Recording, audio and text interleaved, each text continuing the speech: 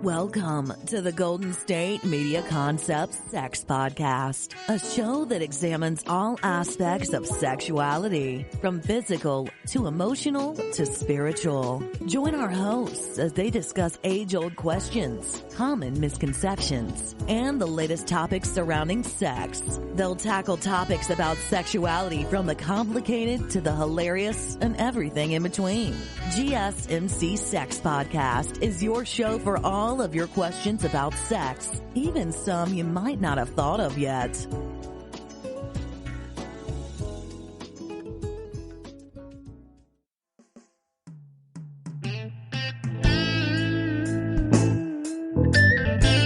Thank you for listening to the GSMC Sex Podcast, brought to you by the GSMC Podcast Network. I'm your host, Gaelika Brown. Now, if you've heard any episode that I've ever hosted, you know that I am not a sex expert. But because I've experienced some things and witnessed some things, and because I am an excellent listener, I have heard some things. And I'm a student of human behavior. I love to learn and I love to research topics, which is what I do for this show. I research topics and I present what I've learned. And of course, I'm going to give my 2 cents about the matter, but I'll also include what experts have to say. So, let's talk about sex. Now, I'm familiar with the term BDSM. I've seen it referenced in pop culture through music and the very weak movie 50 Shades of Grey, which through my research, I found those who participate in BDSM hate that movie. They like that the movie kind of made it less taboo as far as BDSM goes, but it wasn't a great representation of the culture. So let's explore this culture through the lens of experts and those who participate. Elite Daily has an article entitled, "What is BDSM? A sex expert reveals exactly what it means." The expert is Lola Jean. Now, BDSM can be broken into 3 subcategories: bondage and discipline, that's 1; dominance and submission, that's 2; and sadism and masochism, that's 3. This is the overall umbrella under which most kinks fall. It can contain all elements or only one.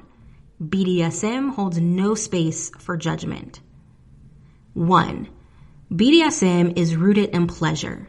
When people hear BDSM, they tend to associate it with general sadism.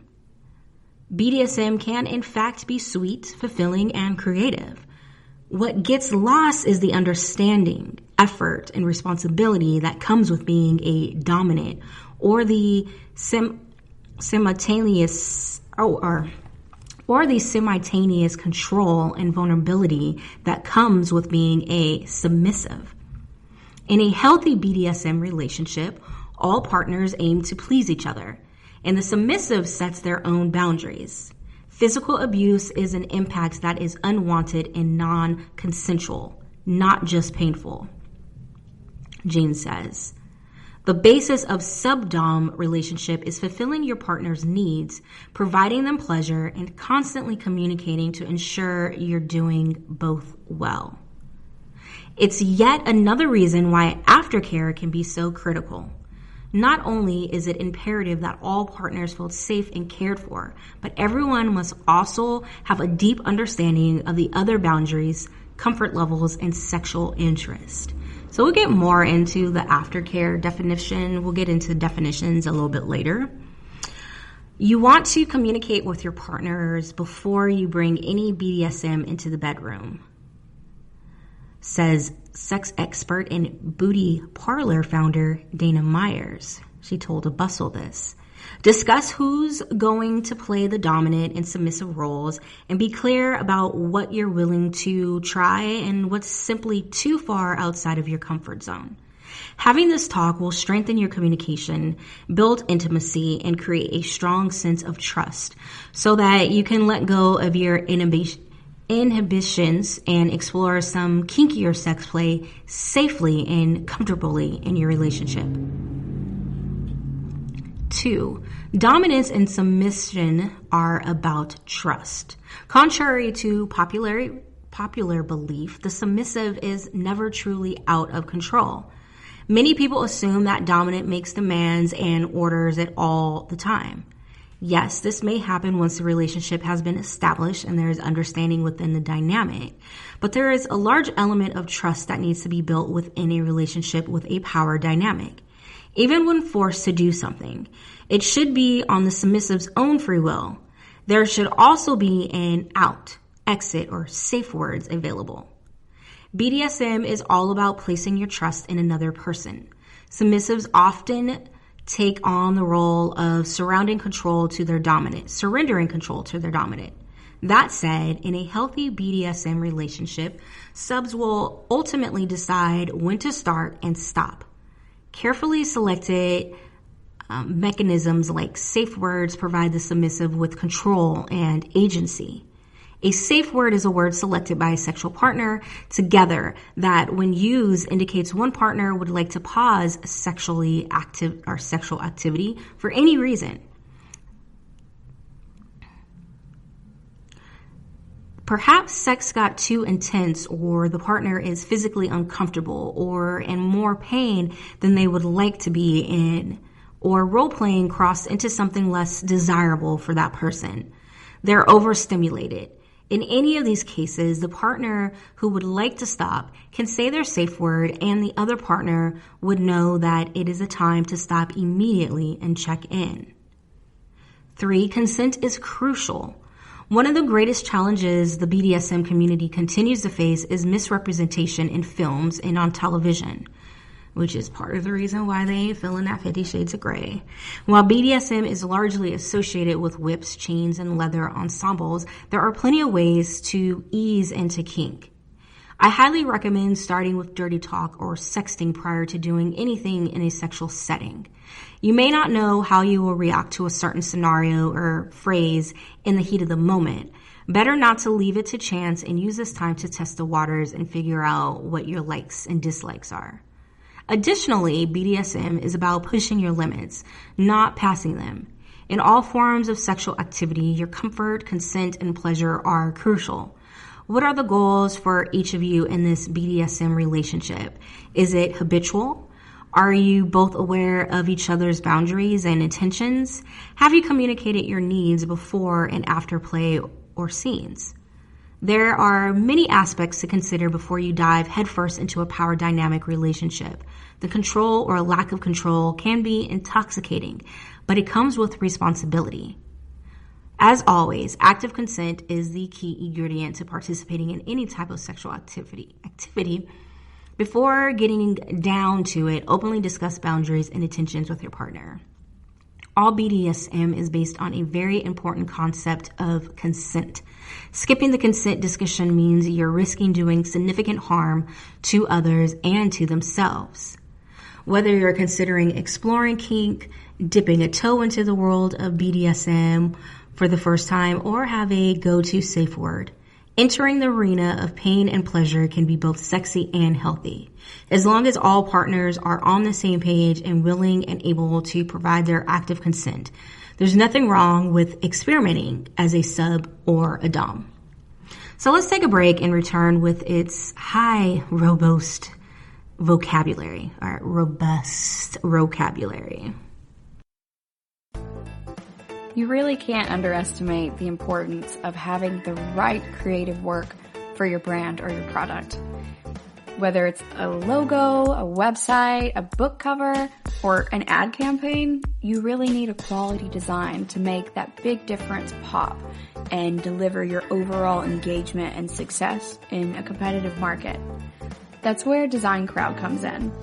Design Crowd has over 750,000 designers from Sydney to San Francisco, ready to help you with awesome creative ideas. They make crowdsourcing work for you.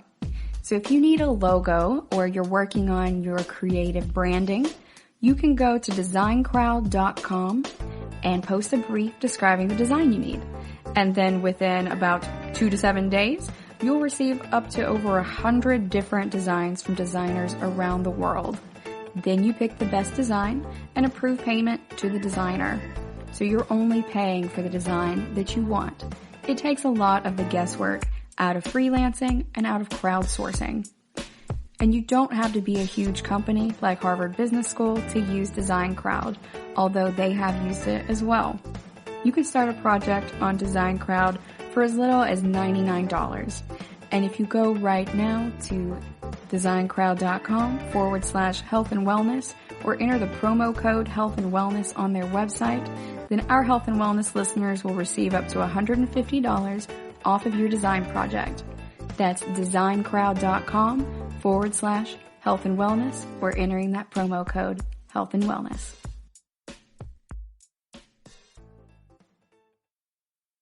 Still on the search of that one true love? On the limbo in this crazy world of dating, marriage, relationships? Well, listen to the Golden State Media Concepts Relationship Podcast, your one-stop podcast for everything about relationships.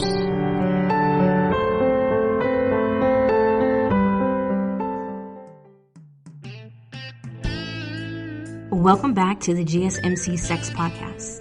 So BDSM has its own vocabulary and it can be intimidating for beginners. That is why GQ has a very sexy beginner's guide to BDSM words. We won't go through the entire alphabet. The name explains it all. And C is for cuckolding, and we went over that last week, so you can listen to that episode if you already haven't. Let's start with the basics. BDSM stands for bondage and discipline, dominance and submission, sadism and masochism, the core pillars of kinky fun. Beyond that, there's a whole language to describe the consensual power exchange practices that take place under the BDSM umbrella. A is for aftercare. We spoke about this briefly in segment 1. Aftercare is the practice of checking in with one another after a scene or play session, aka the time in which the BDSM happens, to make sure that all parties feel nice and chill about what just went down. The dominant partner may bring the submissive ice for any bruises, but it's important to know that aftercare involves emotional care as well as physical. BDSM releases endorphins, which can lead to both dominant and submissives experiencing a drop. Aftercare can help prevent that. There's often cuddling and always conversation. Kinksters need love too. D is for DS. DS refers to dominance and submission, the crux of a BDSM relationship. While kinky people can be on a spectrum, typically you're either dominant or submissive. If you take away one fact from this guide, it should be that even though the dominant partner in DS relationships may be slapping, name-calling, and spitting on the submissive, BDSM and DS relationships are all about erotic power exchange, not one person having power over another. The submissive gets to set their boundaries and everything is pre-negotiated. The submissive likes getting slapped. E is for edge play. Edge play refers to the risky shit, the more taboo or baddest bitch depending on who you're talking to. End of the spectrum of BDSM activities. Everyone's definition of edge play is a little different, but blood or knife play is a good example. If there's actually a chance or real physical harm, it's likely edge play. Only get bloody with a partner who knows what they're doing without a doubt and has been tested for STIs. You don't have to get maimed to enjoy BDSM. H is for hard limits. Hard limits are sexual acts that are off limits. Everyone has their own, and you have to discuss these boundaries before any BDSM play. Use it in a sentence. Please do not pee on me. Golden showers are one of my hard limits. Okay. That was an interesting example, but okay. I get it. Definitely get golden showers being a hard limit. That's actually probably a perfect example. Let's see. I is for impact play. Impact play refers to any impact on the body, such as spanking, caning, flogging, slapping. That's crazy. The only other time I've ever heard the word flogging used was in the Bible. J is for Japanese bondage. The most well-known type of Japanese bondage is shibari. I don't know how you pronounce that. Shibare. shibari, in which one partner ties up the other in beautiful and intricate patterns using rope. It's a method of restraint, but also an art form. Yeah, I'm not. That would be something I would lack. Like, my hands are tired trying to tie these knots and try to do it in a beautiful way. I'll be looking all sloppy. Look like a kid. A kid put it together if I did it. K is for knife play. Knife play is, well, knife sex. It's considered a form of edge play. Our parents told us not to play with knives for a reason. If you do play with knives, do it with someone who truly respects you or whom you trust. Often knife play doesn't actually involve drawing blood, but is done more for the physical thrill, such as gliding a knife along a partner's body to induce an adrenaline rush. Call me a prude, but I wouldn't advise it on a first Tinder date. M is for masochist. M is for masochist. A masochist is someone who gets off on receiving sexual pain. N is for needle play, also a form of edge play, blood. Needle play means using needles on a partner. Hopefully those needles are sterile and surgical grade. Don't do this with an idiot, please. Most professional doms have clients who request or are into needle play. It can involve sticking a needle temporarily through an erogenous zone such as the nipple, or back away now if you're queasy. Yeah, I'm backing away. Ooh, the shaft of the penis? Putting a needle through the shaft of the penis? Oh my gosh. Okay, the nipple play did make me queasy. That was on a whole nother level with the penis. All right, but you do y'all. Do you, boo. O is for orgasm denial. You know how sexual anticipation is hot AF? Orgasm denial is next level sexual anticipation for those who love a throbbing clit or a boner that's been hard forever, just dying to get off, which is to say, almost everyone. Those dominant partners will typically bring the submissive close or to the brink of orgasm, then stop. Repeat as necessary. P is for pain slut. A pain slut is a dope-ass submissive who knows what they want, and that's pain, damn it. Q is for queening.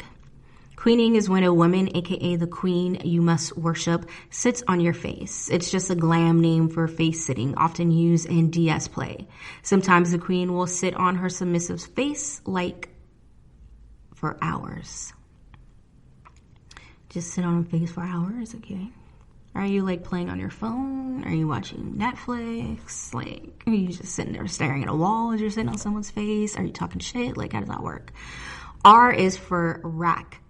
RACK. RACK stands for Risk Awareness Consensual Kink. Risk Awareness Consensual Kink, which are the BDSM community guidelines on how to make sure everyone is aware of the dangers they consent to. Another set of guidelines are the SSC, which stresses keeping activities safe, sane, and consensual. We kinksters want everyone to feel happy and fulfilled and only experience pain that they desire without actual harm. S is for switch. A switch is someone who enjoys both the dominant and submissive role. Get thee a girl who can do both. T is for topping from the bottom. Topping from the bottom refers to when a bottom sub gets bratty and tries to control the scene, even though negotiations state they should submit. For example, a submissive male may start yelping at his dom that she's not making him smell her feet exactly like he wants. It can be pretty annoying. It can also be part of the scene itself, such as a submissive is role-playing as a little girl with her daddy. This is called age play. I also heard that as daddy dom too. Which, I'm sorry. I don't care if I'm taboo. That shit is weird as fuck. W is for Wartenberg wheel. A Wartenberg wheel is a nifty little metal pinwheel that you can run over your partner's nipples or other erogenous zones. It looks scary, but in a fun way, like the Addams Family, it can be used as part of a medical play, doctor fetish, or just for the hell of it. Fun fact, it's a real-life medical device created by neurologist Robert Wartenberg to test nerve reactions. But kinksters figured out it was good for sex too. Z is for Zentai, Zentai, is a skin-tight Japanese bodysuit typically made of spandex and nylon. It can cover the entire body, including the face. Dance teams and athletes may wear Zentai, but some people get off on the sensation of having their entire body bound in tight fabric and wear it for kinky reasons. That reminds me of the first season of, oh my gosh, what is that scary show on Fox that the dude who does Glee and 911? American Horror Story. Gosh, season 1 of American Horror Story. What's his name? Zachary Quinto's character was dressed in all the black, I guess, the Zentai. Anyways, let's take a break, y'all. Welcome back to the GSMC Sex Podcast. I'm your host, Gaelika Brown. So what is cuckolding? Healthline.com explains, in basic terms, cuckolding is a fetish or kink in which a person gets turned on by their partner having sex with someone else. It's closely tied to BDSM with overlaps like domination, submission, and humiliation, minus the gear and spanking, a la 50 Shades. Historically, the term cuckold refers to a man who was unknowingly cheated on by his wife. Don't get too hung up on that, though. The modern day cuckold, who's not necessarily a cisgender or heterosexual male, is fully aware and heartily approves of their partner's affairs. And guess what? Men aren't the only ones into it. And FYI, the cuckoldress, or the person having the sex, isn't always a woman. And the third party, also known as the bull, isn't always a man. To be cucked or not to be cucked? That is the question. I added that myself. But this section is called To Be Cucked. Psychologists have suggested a number of reasons why someone may be turned on by their partner having sex with someone else. Biology. A biological urge referred to as sperm competition theory may play a role in the desire to be cucked. That's if the cuck is someone with a penis, of course. In these scenarios, some research suggests that watching your partner with another man prompts a biological response to have longer and more vigorous sex. This urge often results in the cuck ejaculating harder, having more sperm in their ejaculation, and having a shorter refractory period between erections, so they're ready to go at it again a lot sooner. Okay. Well, in that case, sounds like the woman may benefit from her man's sperm being jealous of another man's sperm if he can come even harder and get harder even faster. Okay. I guess I can see that benefit on the woman's side. Or if it's, I guess, all men, the men being the cuckoldress side, I guess benefits that. Jealousy. Knowing someone else wants your partner can kick your desire into overdrive and make you want them more than a fresh from the oven Krispy Kreme. I don't know about that. Fresh from the oven Krispy Kreme is pretty bomb, even though I prefer them chilled. They're too soft and gooey, and yeah, when they're fresh, I like them a little hard and crisp on the outside. Anyway, sexual jealousy can be intense, motivating, and pretty arousing. Some researchers think that jealousy is also a part of what fuels sperm competition and gets male ready to fight for the fertilization win. Okay, that sounds like a man problem. Y'all are crazy. Jealousy and competitions. A sperm competition, really? Comparison? Gosh, how do you say this? Comparison, I guess. That's compersion. So comparison is the flip side of jealousy. It's the happiness you feel seeing your partner happy. The word's often used by people in polyamorous relationships to describe the feeling they get seeing their partner courting someone else. I do remember saying that word before, which I don't really get. I'm not going to get joy over watching my man try to get with somebody else. Yeah, not going to happen. I'm going to get the complete opposite of joy. Pain. No sunshine, but rain. All right. In the world of cuckolding, the happy feels come from seeing your partner being sexually satisfied by another. But isn't that humiliating? I would think. Like, you can't do it, but they can. All right. Here's another reason. Humiliation aspect. Humiliation seems to play a leading role in cuckolding. It comes from the ridicule a person is likely to feel when their partner cheats on them. So how is this? Okay. For some, humiliation ramps up the erotic intensity of the act by a bazillion. It can come from watching their partner with someone else, or some extra humiliation thrown in for good measure, like being laughed at or belittled by their partner in the bull. For others, humiliation doesn't even factor in, because while par for the course is real infidelity, cuckolding between consenting adults removes, or at very least dulls it. So if I'm feeling humiliated, that then is supposed to turn into me being aroused?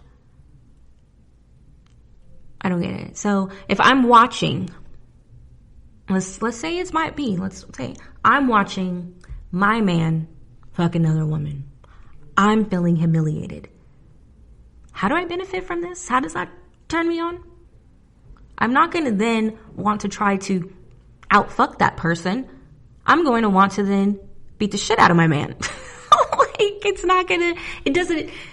not going to turn into me sexual. I'm going to be so fucking hot and angry. I want a thin line between love and hate. Yo ass. I guess I'm just wired differently, but this is why I like exploring and researching these things, because a lot of things, some things just don't make sense to me, but I want to understand it.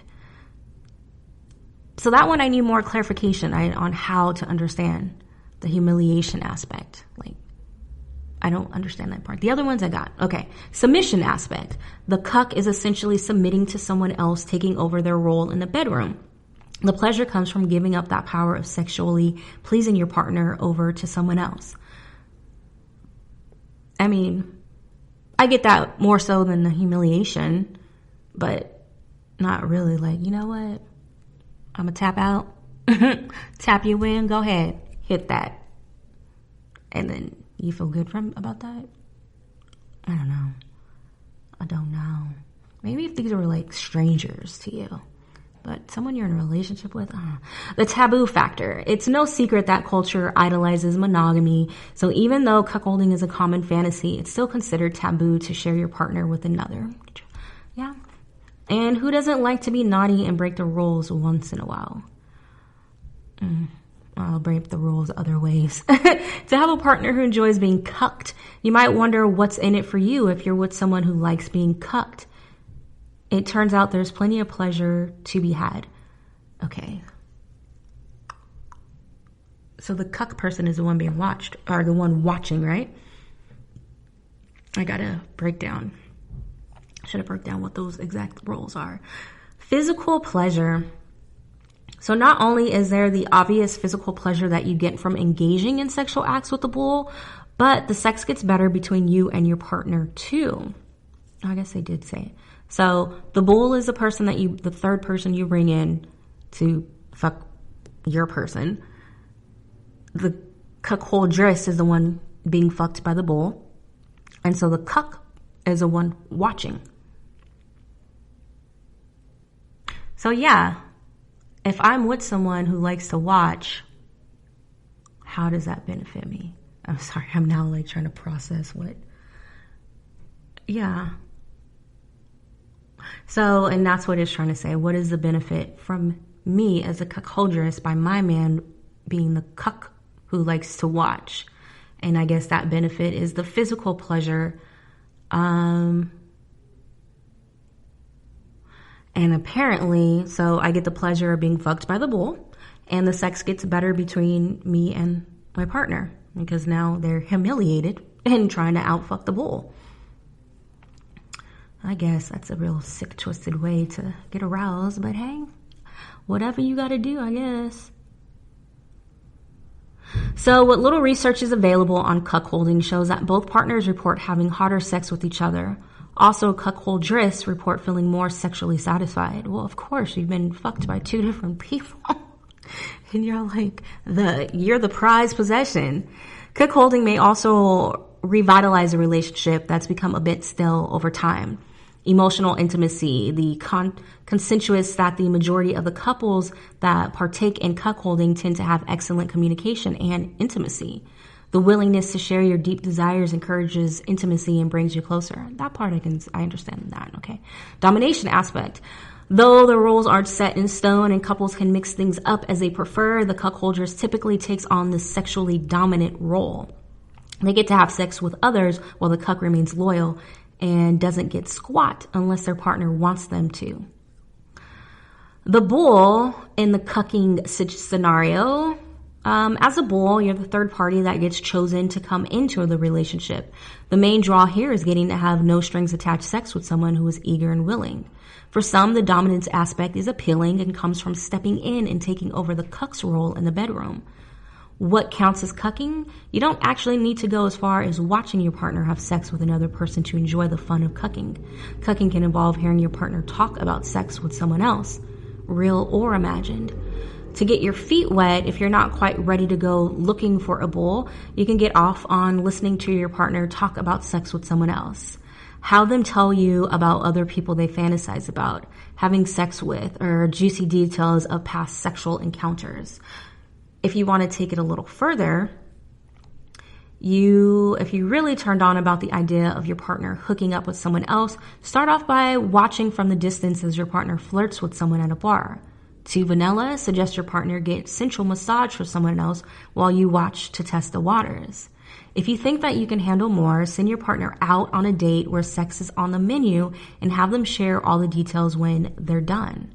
If you want it all, along with watching your partner get busy with someone else, talk about the option of participating in the act.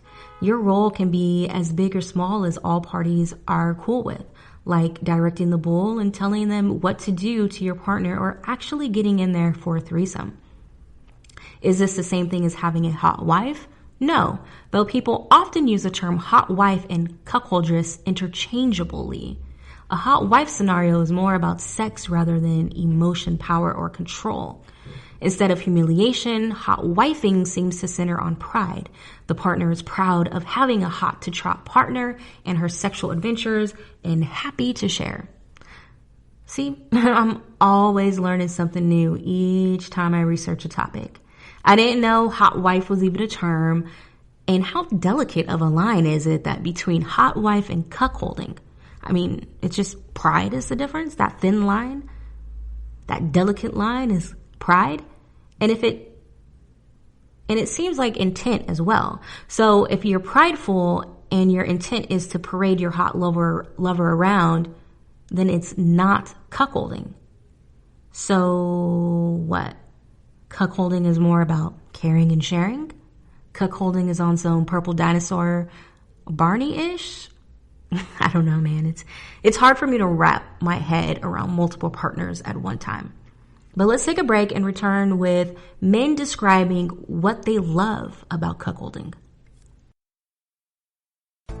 You really can't underestimate the importance of having the right creative work for your brand or your product. Whether it's a logo, a website, a book cover, or an ad campaign, you really need a quality design to make that big difference pop and deliver your overall engagement and success in a competitive market. That's where Design Crowd comes in. Design Crowd has over 750,000 designers from Sydney to San Francisco ready to help you with awesome creative ideas. They make crowdsourcing work for you. So if you need a logo or you're working on your creative branding, you can go to designcrowd.com and post a brief describing the design you need. And then within about 2 to 7 days, you'll receive up to over 100 different designs from designers around the world. Then you pick the best design and approve payment to the designer. So you're only paying for the design that you want. It takes a lot of the guesswork out of freelancing and out of crowdsourcing. And you don't have to be a huge company like Harvard Business School to use Design Crowd, although they have used it as well. You can start a project on Design Crowd for as little as $99. And if you go right now to designcrowd.com/health and wellness or enter the promo code health and wellness on their website, then our health and wellness listeners will receive up to $150 off of your design project. That's designcrowd.com/health and wellness or entering that promo code health and wellness. Tired of searching the vast jungle of podcasts? Now listen close and hear this out. There's a podcast network that covers just about everything that you've been searching. Hey! The Golden State Media Concepts Podcast Network is here. Nothing less than a podcast bliss with endless hours of podcast coverage. From news, sports, music, fashion, cooking, entertainment, fantasy, football, and so much more. So stop lurking around and go straight out to the Golden State Media Concepts Podcast Network. Guaranteed to fill that podcast itch. Whatever it may be. Visit us at www.gsmcpodcast.com. Follow us on Facebook and Twitter and download us on iTunes, SoundCloud, and Google Play.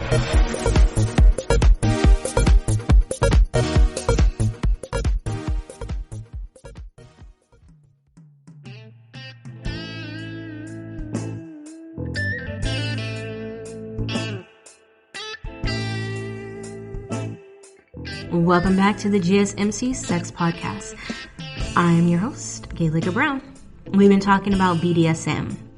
BuzzFeed has some facts that you won't learn from 50 Shades of Grey. There is nothing inherently wrong or damaged with people if they're into it.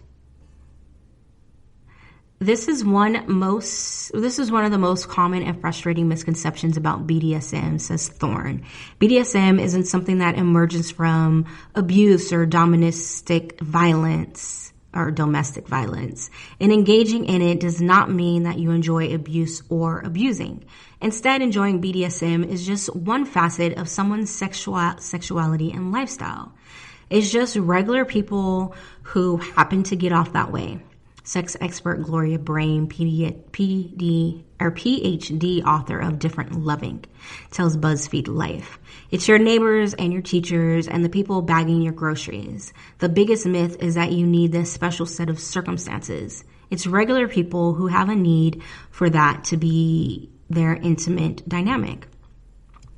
BDSMers are just as stable as people who prefer vanilla sex. In my experience, it's easier for people to get into BDSM if they don't have a history of abuse. People who are in a more stable place in their lives. A 2008 study in the Journal of Sexual Medicine found that people who had engaged in BDSM in the past year were no more likely to have been coerced into sexual activity or were no more likely to be unhappy or anxious than those who didn't do BDSM.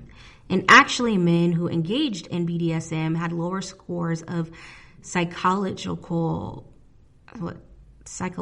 distress than other men. Men who engaged in BDSM had lower scores of psychological distress than other men. That said, BDSMers do not judge people who aren't into it. The term vanilla isn't meant to be derogatory. It just refers to non-BDSM sexual acts or people who aren't interested in kink. It's not all whips and chains all the time, or ever, if that's not your thing. Sure, some S&M enthusiasts might have these in their arsenal, but it's definitely not everyone's cup of kink. Some people go for what's called sensual dominance, which is where there might be some toys or play, but no pain involved at all. It's more like one partner agrees to do everything the other person asks. BDSM doesn't have to follow any pattern, and there is no one model what a BDSM relationship can be. BDSM encounters are called scenes. Again, since it isn't always about intercourse, you wouldn't necessarily say that you had sex or hooked up with someone after a BDSM experience. Instead, these are called scenes, like you scened with someone or you had a scene. We kind of mentioned that in when we were going over definitions. I didn't go over scene, but it did use scene as part of a definition of another term. It's an evolution from a time where you did S&M. You might only do it with a professional for an hour, or you might just see it performed at a BDSM club. Now people have much more organic relationships, but they still call it a scene, the time when we bring out the toys or get into that headspace.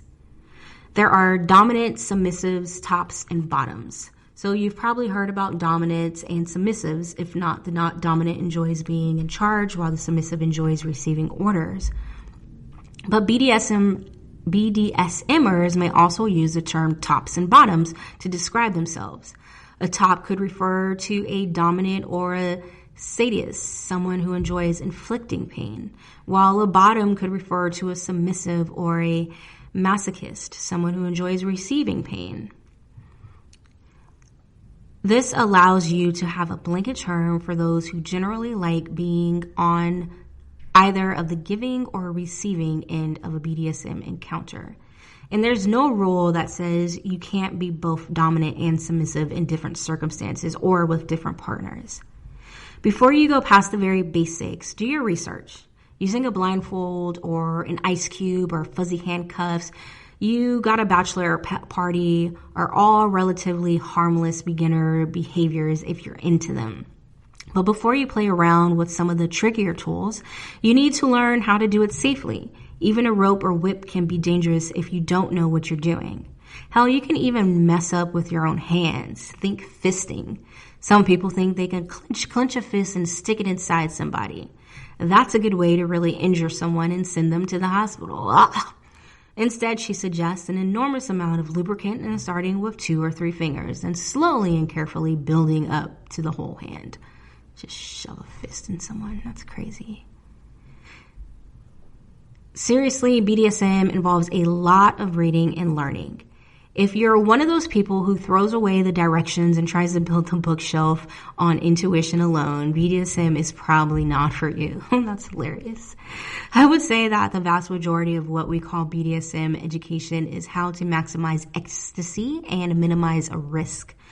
How to do all these things you fantasize about doing and to do them safely. While there's no one required reading list, there seem to be a few favorites that are often recommended to beginners, like SM 101 by Jay Wiseman, Screw the Roses, Send Me the Thorns by Philip Miller and Molly Devon, and The New Topping Book and The New Bottoming Book by Janet Hardy and Dossie Easton. Classes, conferences, and meetups are also helpful for learning specific techniques. Another popular resource is FetLife.com and Facebook-like network for the kink community, which connect you with message boards, groups, and classes in your area. It's important to get your information from a variety of sources. One mistake many people make when first experimenting with BDSM is relying on one person to show them the way. Even if they do have your best interests at heart, and they might not, it can be limiting to only have one perspective on something that is so multidimensional. Instead, seek out books, workshops, meetups, mentors, friends, and message boards, and more to find a safe place to explore your interests. When you can't talk about what's happening and you can't make sense of your experience with like-minded people, that's way more dangerous than the variety of activities you might fantasize about. And at some public events, there are even safety monitors on duty. Dungeon monitors will kick out people who don't look like they're playing safely. This can be anything from ignoring safe words to using a whip incorrectly. Seriously, did we mention that safety is paramount here? In fact, the acronym SSC, Safe, Sane, Consensual, is one of the most common pillars of the practice. It's not as spontaneous as Hollywood movies or porn make it out to be. Getting swept up in the moment and accidentally stumbling into millions of red rooms where you'll have multiple orgasms is probably not going to happen to you ever. But that's not necessarily a bad thing. The sexual fantasy makes everything look so easy. People who actually do this stuff are very cautious about it. It has to be the right place and right time and right equipment, and you have to know you can get the person out of bondage if there's an emergency. you have to feel you can trust the person. So there's a lot that goes into one scene, but that doesn't mean it's any less satisfying for those who enjoy it. BDSMers can be monogamous, polyamorous, or whatever the hell they want. Not everyone who's interested in BDSM has multiple sexual or relationship partners. It used to be a popular perception that we don't form long-term relationships. A lot of BDSMers are just monogamous people. A lot of people just want to do it with their partner or play with the big toys at clubs.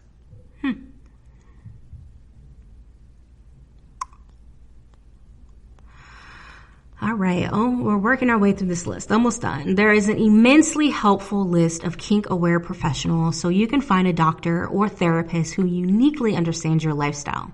Maybe you're worried about your gynecologist or lawyer won't be sensitive to your lifestyle or doesn't allow you to feel comfortable talking about it.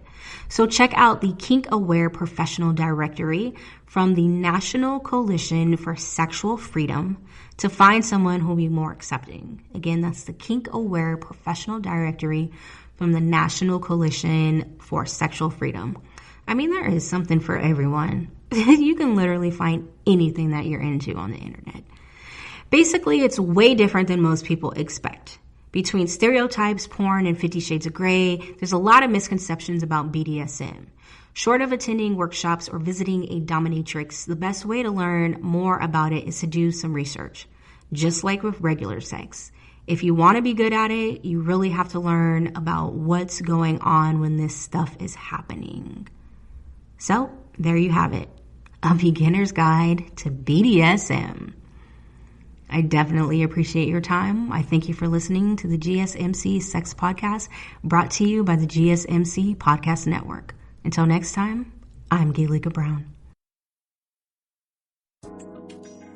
You've been listening to the Golden State Media Concepts Sex Podcast, part of the GSMC Podcast Network. You can find this show and others like it at www.gsmcpodcast.com. Download our podcasts on iTunes, Stitcher, SoundCloud, Google Play, or anywhere you find podcasts. Just type in GSMC to find all of our shows from the GSMC Podcast Network. From sex and relationships to health and wellness, life and happiness, and even weird news. You can also follow us on Twitter and Facebook. Thank you, and we hope you have enjoyed today's episode of the Golden State Media Concepts Sex Podcast.